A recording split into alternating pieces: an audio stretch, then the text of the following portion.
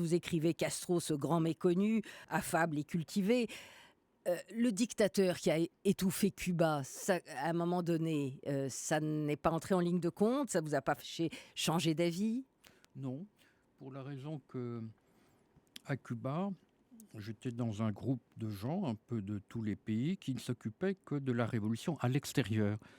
Alors, j'ai peut-être eu tort, mais je ne me suis jamais occupé du régime intérieur Oui, cubain, mais vous l'avez qui su. n'était pas en 61 ce qu'il est devenu après. Mais vous l'avez su et néanmoins, vous Eh bien, n'écrivez pas sur ce qu'il est devenu. je me suis heurté à cette réalité lors d'un procès, dit le procès Ochoa en 89, voilà. Alors là, j'ai évidemment fait un petit pas de côté, ou un grand pas. Mais je reste néanmoins un peu fidèle à ce fidèle que j'ai connu, je vous le dis très franchement. Et je sais que on pense beaucoup de mal de lui ici. Oui, quand vous comparez à Guevara, vous dites l'un est un monstre et l'autre est un saint et on a tort de vivre trop longtemps, en gros. Oui, le mot monstre est exagéré, le mot saint aussi. Mais c'est ce que vous dites. Enfin, Oui, oui, oui. oui, oui, je le dis, oui, oui, oui.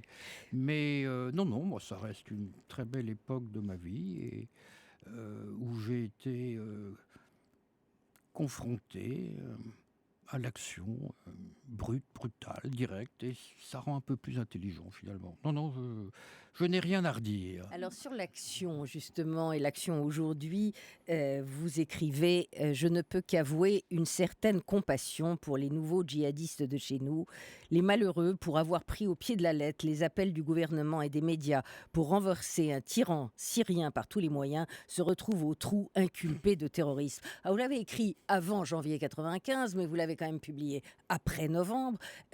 Tout terrorisme ne vaut pas tout terrorisme, toute révolution n'en vaut pas. Vous pouvez quand même pas dire que Salah Abdeslam, c'est Che Guevara, quand même. Je n'ai absolument jamais dit Non, cela. bien sûr, mais, Ce sont... mais la compassion que vous avez pour des djihadistes... Non, non, j'ai trouvé, si vous voulez, ironique, mais ça c'est un peu marginal. J'ai trouvé ironique que nous avions un gouvernement qui appelait à aller combattre contre la dictature d'Assad. Il y a des gens qui y vont et qui font ils autre chose. reviennent et on les Et ils met font le au Bataclan. trou. Non, mais pas tous. Enfin, écoutez. Oui. Il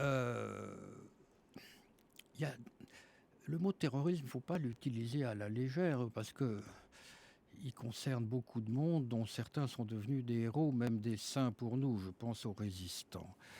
Non, ce qui avait de fondamentalement différent, c'est deux choses. Eux ont une culture de mort, nous avions une culture de vie. Eux ont une culture du spectacle, nous avions une culture de l'ombre.